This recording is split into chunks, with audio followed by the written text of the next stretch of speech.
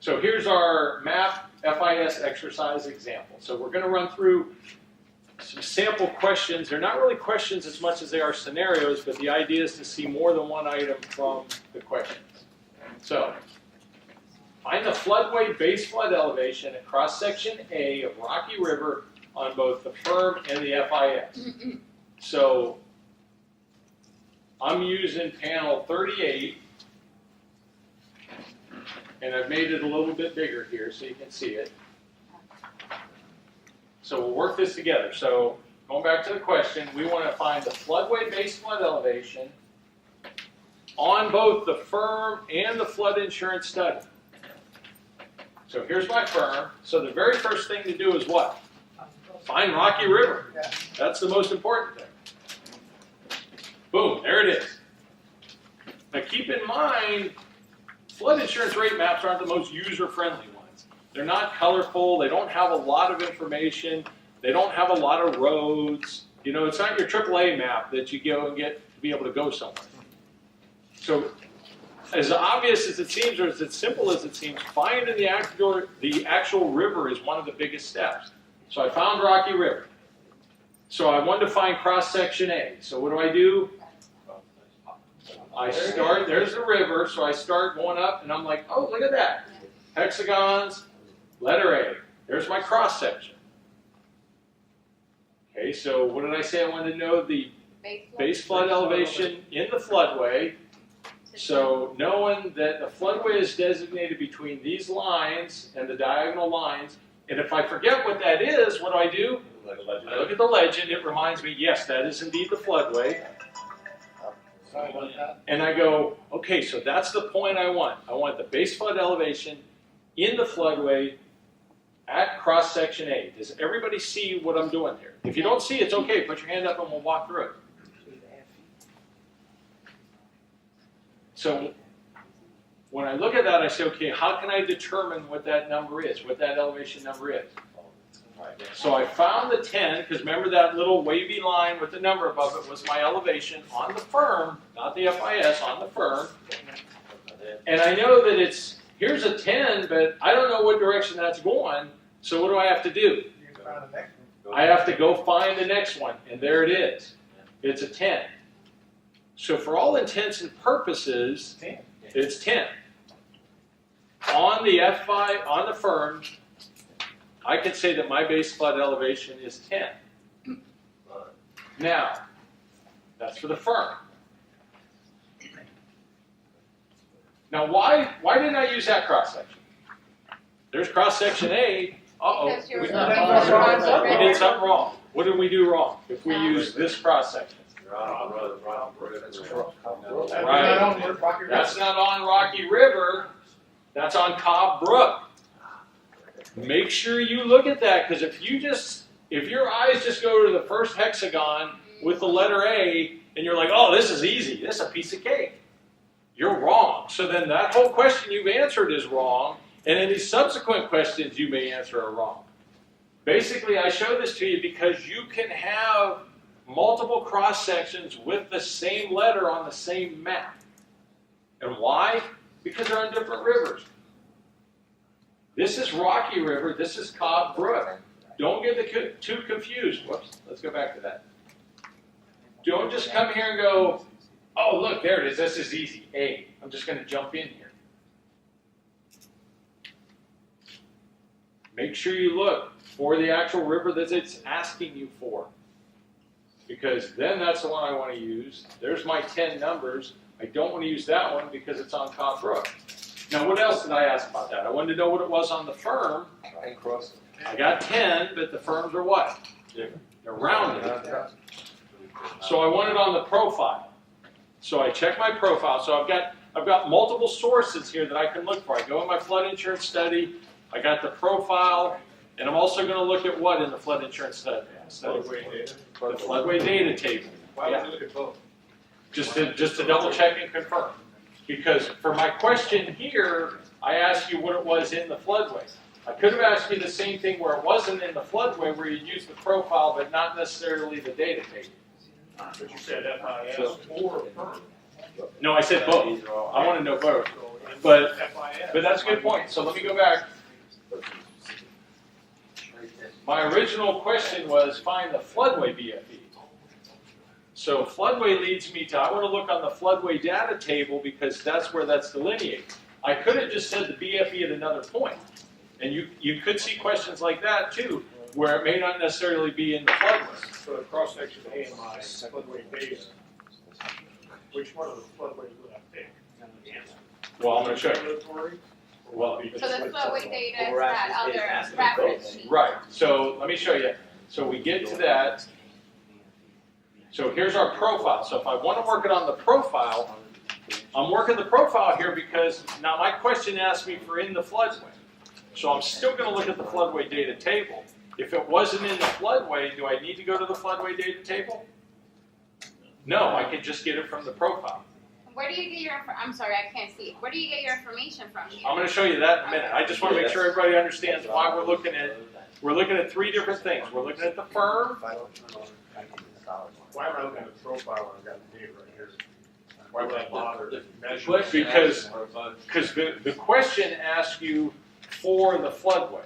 Now, right, you could go straight to that. The reason I'm showing you this is because if the question doesn't say floodway, that doesn't help you. Okay.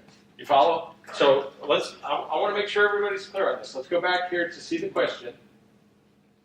It says find the floodway BFE. See, you may have thought that word was just incidental, but that word is really important because if I just said find the BFE at cross-section A, I'm not necessarily talking about in the floodway.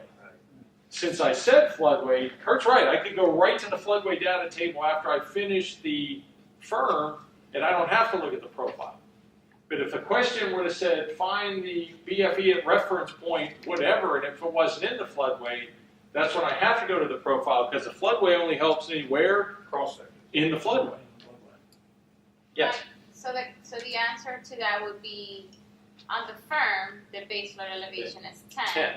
And at the floodway data, or We're at still the working flood on that. insurance. We're still working on that. Okay. So if I want to see this on the profile, because once again we use the profiles, if it's not in the floodway, on the profiles, all my sections, my cross sections are down at the bottom.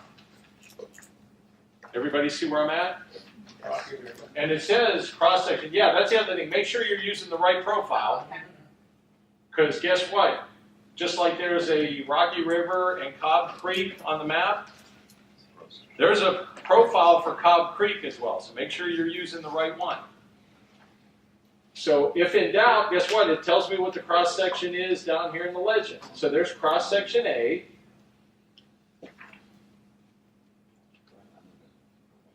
I'm following cross section A up. The lines are kind of hard to see. They're kind of hard to see in real life too on the profiles. But you come to a point so you're able to say cross section A. If I want to know the 100-year flood, I make sure I'm looking at the right line. There it is. It's right at the 10 mark. So I'm more or less getting that same number from using my profile. How do you know to look at that line and not all those other? Because I asked, well, and that's a good question. She asked, how do I know what line to look at? Because I asked you for the 100-year flood. In the question, the original question, I said, what was the 100-year flood? And see, there's 4 different ones here, 10, 50, 100, or 500 years. Oh, okay, I see. And then the line is essentially different. So I'm looking at the 100-year, which is straight. solid and 2 dots. Gotcha. That's a Okay. good question, So because the information is going to be in the floodway data. It's going to be there for me. it is because it's in the floodway. The question said floodway. Keep in mind, this goes back, and they even tell you, if you've read anything at the ASFBM website, they said, make sure you read the question, because like in this question, that one word that you thought was just an adjective descriptor is the essence of the whole question, because it's in the floodway. If I had left floodway out of that question, this is exactly where we'd be getting our answer from. Likewise, going back to her question, if I would say, what's the 500-year flood, I need to make sure I'm looking at the right line here. Because every one of these lines is different based on the flood, 10, 50, 100, or 500. Does everybody follow that part? 10, 50, 100, 500. Goes back to what we just said earlier, the odds of a 500-year flood are less than a 10-year flood. When you relate that to the geographic height in water, it's relative here too. I have a better chance of getting a 10-year flood, which could come to what, 5, 6 feet or so, than I do the 500-year flood, which is like at 11 or 12 feet. Keep in mind, these, while they look tricky, they're just graphic representations of the cross profile of that water and how high it could get on any given time. Also notice if anybody ever asks you about special features that might be related to the map, they also show up here like a culvert. One of the other ways of double checking yourself is this is at the confluence of Cobb Brook. Everybody know what the confluence is? Where two rivers meet. That's an important term to memorize. The confluence is where two rivers meet. The reason that's important here is you can double check yourself, because we'll see a picture of the map again on the next slide, to say, okay, am I looking at the right cross section and I'm in the right geographic area? So let's look at our floodway data table now. And we could have, as Kurt said before, we could have just gone directly to the data table because we knew the question said in the floodway. I wanted to show you the profile too, though, because if the question went that said floodway, this would not answer our question. And sure enough, cross-section A, I want to use the regulatory number, and it's 9.9. Now, on the profile, you really couldn't get that because it kind of looks closer to 10s. That's why if we ask for the regulatory number at cross-section A from the floodway data table, or it's in the floodway, that's the number we want to use. So Mike, the other sheet, that was the profile. This is the profile. That's the profile. Yeah. And then the one with the numbers and the rounding, that's called the floodway data. This one is the floodway data The table. other one is the profile. So the big thing to remember is I can always have a profile that I may not have a floodway data table, or I may not need to use it in the question if I'm not in the floodway. Because I can still gain a lot of information from this profile that may not be on this table. This is like this drills down to my finest detail. I can't get anything that's more detailed than the floodway data table. So you think about working it from firm to profile to floodway data table. I may not always need to go to that level of detail, but that's the one that gives me the most. As Kurt was saying, if I know that I need that much detail, I may just skip right to the floodway data table to save time. That's the question. Yeah, but you've got to read the question. Are we asking questions in the floodway, or are we just asking profile questions? Because once again, the floodway doesn't dictate everything that's in the floodplain. Joe? So does it relate where it says with floodway on that table, where it says 10 across? Does that relate at all to the original question of where we got the 10 initially? They'll ask you, there's a really delving in-depth description in 480 and in the flood insurance.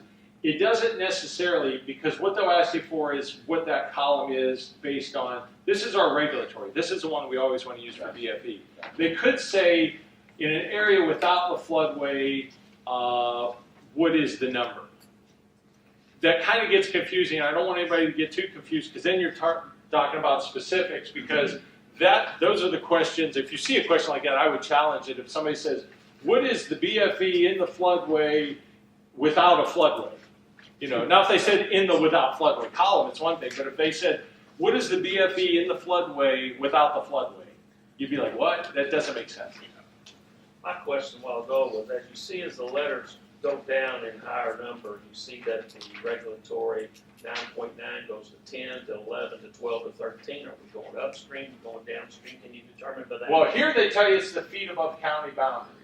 So my thought would be, if I'm just looking at this information, I would say as I move farther away from the original reference point, the beginning of Rocky River, that since the height becomes higher, that there's a change in elevation as I go. Right. Only because I'm noticing that I'm required to build higher if I build something. Correct. Yeah. So there's a change in elevation, so that my river may be going down some, the depth is getting more, and I know that I have to build higher to meet that change. So point A on Rocky River in Flood County is the start of where that river starts in Flood County. Or it could be the end. In this situation, yes, but that's not always true because you have to look at where the delineation is, where it's coming from, and I'll show you a graphic of why it's true on this one. But that kind of information you're always able to capture from your map because it'll either say from a point of origin, from the confluence, from the beginning of the river, etc. Mike, Yeah. one about that. If you look at the profile, actually A is closer to downstream of the other numbers. Which one? If you look at the profile, see on the top left, it says downstream. So the river's running right to left. It says downstream flood elevations controlled by Atlantic Ocean. Right. Is that what that means? Is that it's running right to left? That's one of those. That's one of those special notations that you may not see on every flood profile. That's just specific that they felt it was necessary to note on that. But that's a good catch because that's fair game for anything that somebody could ask you about that say, hey, how are the downstream flood elevations controlled in Rocky River? You'd be like, what? You'd have to look and see that special notation. And another thing, I work with you this all the time, those are elevations, not actually depths, right? So, Correct. Yeah, because these are elevation in feet. So if you go back to the floodway data for a second. So actually that regulatory number being 14 feet would indicate you're going downstream as you go from K to A because your level, right? I mean, it's an absolute elevation. Right, so let's say if you went the whole way to K, I don't have K on here, but if you go up, see how these go up? So yeah, you're right, because as you go up to that number, that requirement, C is 11 feet. right. But now keep in mind, and I'm interpolating now, that may go farther here because K and all that's going to be over here on the wall, but that's where my 14 may arise from. Yeah, That's what I mean. Like we have to do a bit of work about that. Somebody may give us say the flood's going to go to 14 feet, but your ground datum may be 8 feet, so you actually have 6 feet of water. right.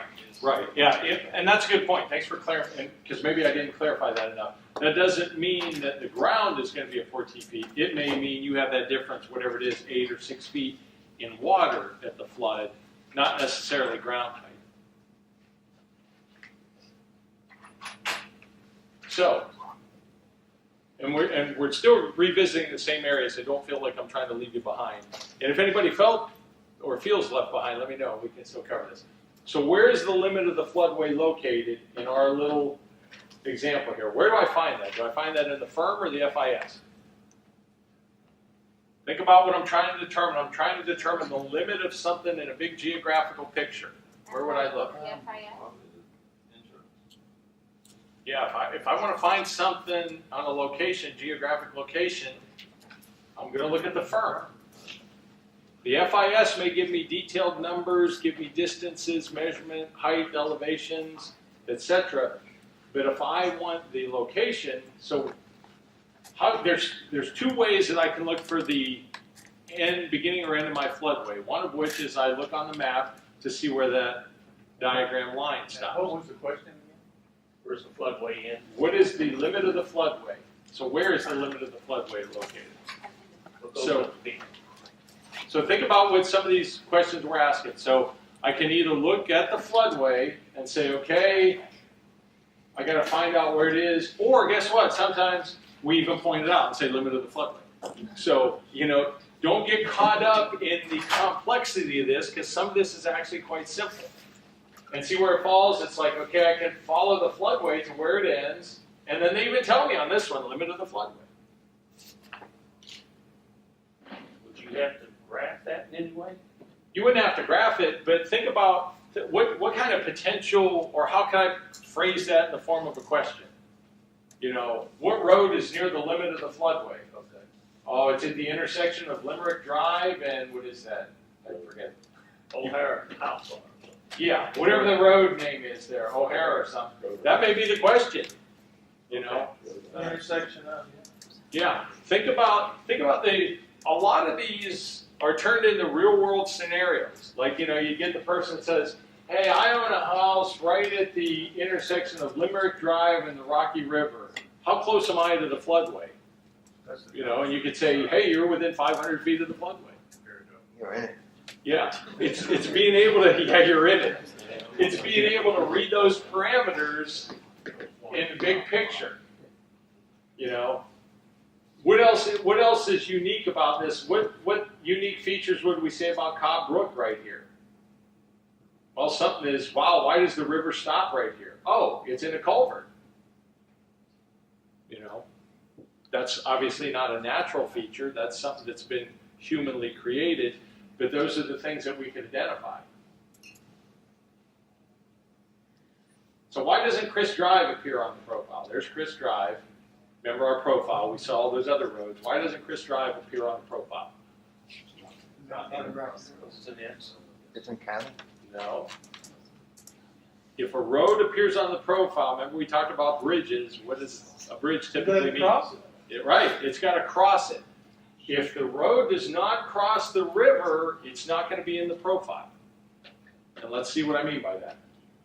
So I've taken this profile, and I've combined them on the 2 pages.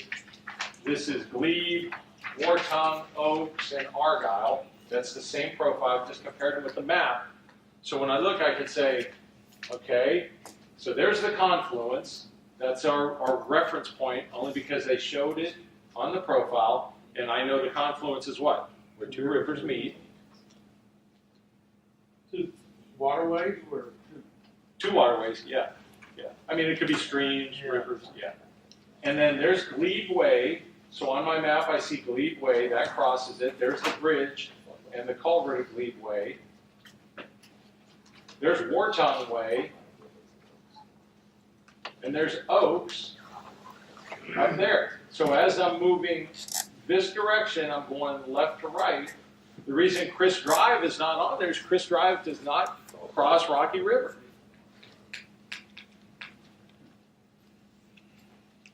Every one of these is the respective bridge for these crossings.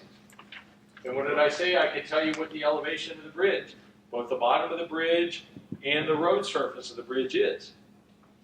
That's fair game for somebody asking you a question on that. What's the road height elevation at Oaks Drive? I should be able to read that and tell you what that is. Is that going to be in the floodway data table? no? I'm going to have to take that directly from the profile. Does everybody see where I'm going with some of these? I know some of these are the off-the-wall things, but you got to think about what you're going to see. Some of these are going to be off-the-wall questions. But you're going to have upstream and downstream questions. So basically, you're moving upstream as you go up the map, and your elevations are increasing. So obviously, the flow goes top to bottom in the profile. Correct. That's not 100% always true, but on this map it is. Based on what we're Yeah, seeing. yeah, exactly. So, yeah, you're exactly right. Seeing what you're seeing with the numbers, with the elevations, yeah, that's a very good assumption. You just have to look at your map for 3 or 4 minutes and be able to determine that before you say, okay, that's how it is in this instance. And that's a stream running into a bigger area down. Correct. Here, it's what was it, Cobb Brook running into Rocky River. Does everybody feel comfortable with those kind of things? I mean, we can definitely talk about them more. I'm going to jump ahead now and talk about the administrative and legislative part of how all this came to be. I have a question for you, Mike. Sure. How do you determine the height of the road or the bridge? You go to the bottom. Let's look at that. So there's my profile. Bottom and top of the eye. So if I say there's, what is that, Oaks Drive. Yeah. So if I ask you what the height of the bottom of the bridge is on Oaks Drive, these are the elevation numbers in feet. Okay. So there's 0, so I would count up, there's 5, and then I'd go whatever it is, 5, 6, 7. It's like 6 point something by counting the boxes. Take the bottom of the eye, go To over the base. And somebody's going to have to define that. Or they'd say, what's the road height at Oaks Drive? Well, the road height then is essentially the top of the bridge. Every 2 boxes is 1 also. Is that what Yeah, on this one, every 2 boxes is 1. It's not always that way. Right. That's based on what the elevation, what the y-axis is. It's like here. So Mike, you're saying that we could get a question like find the base flood on Chris Drive, but we can't find it because it is not going over the river. We can't find it on the flood On the flood data table. data table. Right, so like if I said what was a base flood elevation for Chris Drive on the floodway data table, you can't answer that because Chris Drive doesn't cross the floodway. It doesn't cross the river, it doesn't So cross the the answer floodway. that it would be looking for is can't be found because it does Right, not I mean, cross so the you could, floodway. the answer to that may be this information cannot be determined because it's not the floodway. Gotcha. So a little bit about the history of maps, and we can always come back to these or we can review these tomorrow morning. Is everybody in here taking the test tomorrow? Yep. Yeah. Okay. Except for those two at the back, I think. So talking about maps from 1970 to present, this is how all our maps developed. Because if you remember, the NFIP started in 1968. Originally, we had a flood hazard boundary map, which we call 8 FHBMs. They don't have BFEs, all we have is the zones. We basically said, here's where it's going to flood. And we identified, here's a flood zone, here's a flood zone. That was about it. Then our old format, pre-1986, our firm, we had a little more detailed zones. We started to show more, we started to show more about what everything was. We had some more general information. Then the old format, flood boundary and floodway map, we added the floodway. So now we said, okay, here's the floodway part of the river. We still don't have base flood elevations. We haven't determined base flood elevations for the area. And then finally, our new format firm, which we're essentially using now, following 1985, they came out after 1985, right around 1986. They show the firms, floodways, and BFEs. These new firms show both. We have our floodway and we have base flood elevation. They're still rounded numbers, like all firms are, but that's the evolution of our flood maps. So if somebody says, hey, what elevation information can you determine from a flood hazard boundary map, FHBM? You can't, because they didn't have BFEs. Here's our new ones, our ortho photo examples, where we've taken digitized imagery, the flood maps, and we've put them over top of aerial photographs. Just some of the more recent developments. They're called D-firms, by the way, just so you know what a D-firm is. If you guys do this, and then you probably use a lot of these in your work. Yeah. So when we talk about maps, who can change maps? Your local government, your local floodplain administrator? No. Hey, here's a hint. Nope, only FEMA can change the maps. The request must be based upon existing conditions at the time of the request. We're going to talk about what all these different acronyms are. These are letters of map change. They include, and we'll talk about each one of these in detail, letter of map amendment based on a natural condition, letter of map revision based on a man-made condition. You know, I thought that should be more politically correct and say human-made condition. But then the fact of the matter is most of the time it's men that screw things up, so they might just leave it like that anyway. Right, all right. Letter of map revision F based on fill. That's a unique acronym. Can you, when you're saying F based on fill, meaning that they filled, for example, let's say they filled their basement and therefore now they're at base flood? Well, not the basement. I'll show you a picture of that in a minute. Okay. We'll get the idea. Okay. Cloma is basically a loma that's conditional, hence that term. Clomar is a lomar that's conditional.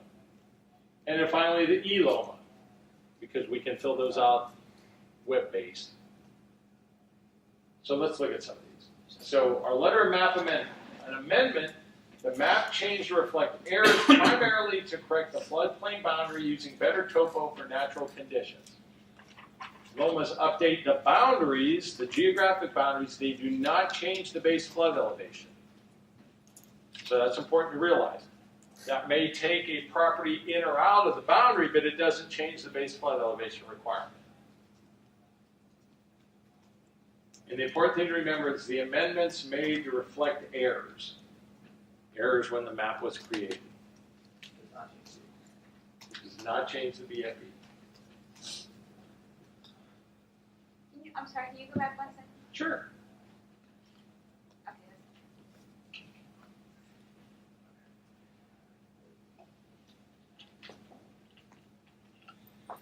Okay.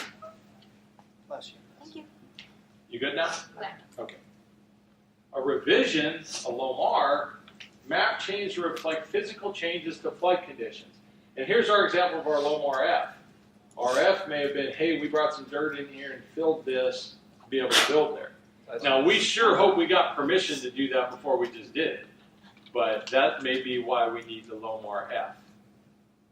Not, hey, we filled this, we built the house, now we're trying to get permission. No, that's not how that works. Particularly if this was the floodway. If it was the floodway, and I allow them to do that, what would they submit to show me that they were able to do that? No rise certification, correct. And what would my surcharge, my maximum surcharge be? 1 foot. 1 foot. Those, unfortunately, are the things you just have to remember. So LOMARs revise the BFE and the floodway. So if I'm putting fill in here, that may change the delineation of where the floodway is. That may no longer be within the floodway. And they do revise the BFE.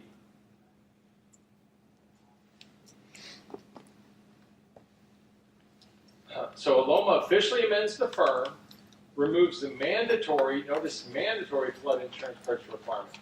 Even with a LOMA, the lender may still require purchase of flood insurance. So understand what that's saying.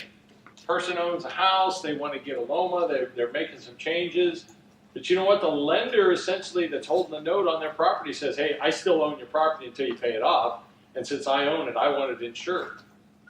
Because we've had people say that before. Oh, I'm going to get this and I won't have to buy flood insurance. Well, you better make some phone calls because just getting that letter from FEMA does not guarantee that you're not going to have flood insurance. Your lender, who essentially owns your property until you pay it off, may say, no, I want to see flood insurance no matter what. I don't care what piece of paper you got. It may remove a property from local regulatory requirements due to the boundary change, and there's no fee for it. The LOMAR, in this case LOMAR F, amends the firm, once again removes the mandatory flood insurance, still may be required. Existing and proposed developments must comply with local floodplain management regulations. So the other one said it got you out of that. This one is like, hey, you still got to play by our rules. Whether our rules are the aspect of freeboard, what have you, you're still playing by local rules. And the review fee varies. Conditional letters of map change do not officially change the firm. FEMA will review to determine whether the change would be approved if possible, and with 6 months of project completion, the LOMAR request must be submitted to FEMA. So we're talking about getting a conditional letter, hey, here's what we're going to do. Then once we do it, we've got to send that paperwork in. And the little picture should give it away. What else do we require? Remember what that stands for? Endangered species. Endangered Species Act. So we still have to show that what we're doing complies with the Endangered Species Act. As unique as that might sound, the last thing I want to do is say, yeah, you know what? You can fill in that subdivision, fill in that area there, build a subdivision, and yeah, there were some eagle nests there, but just go ahead and cut the trees down. They'll fly away and move somewhere else. No. Because we know that when we're doing these conditional changes, what does that go back to? The acronym we used before? MOM, multiple objective management. So the last thing I want to do is allow a conditional letter of future change that's going to affect something like the endangered species. Hey, this is the only place I could build my 500 homes, so we filled in this area and ran out with a whole bunch of endangered turtles, but, you know, I got to make money and I had to build homes here. So we just chased the turtles down the street. No, we can't allow that. That's where some of this all ties together. And they do have some middle.